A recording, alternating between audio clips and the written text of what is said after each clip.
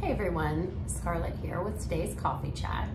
Today I want to talk to you a little bit about two services that are often mixed up or confused with each other for very good reason. They're very similar services and they can almost be used interchangeably, but not. And so those services are personal care services, or PCS, formerly known as PCA, personal care assistance, and Respite. So Respite is actually provided only through the Florida Medicaid Waiver. So only someone who's on the waiver can actually be receiving Respite services. However, personal care services, or PCS, is provided through Medicaid state plan, which is your insurance, which is something that many people only have because they're on the Medicaid waiver.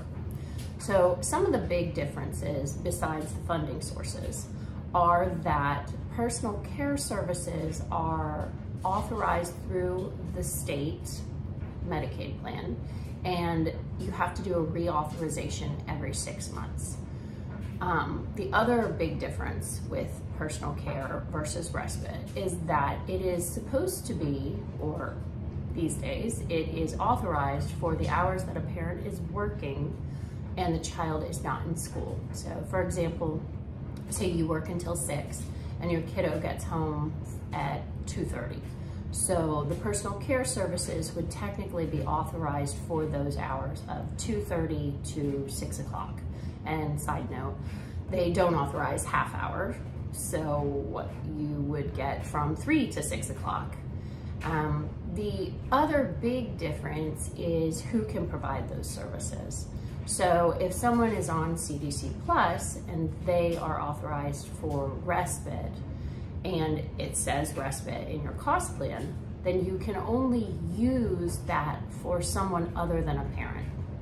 In essence, a parent can't give themselves a break, which is what Respite services are for, unless you're locking yourself in the bathroom, and that's extremely temporary. So the big differences are: 1, the funding source; 2, the type of hours they cover.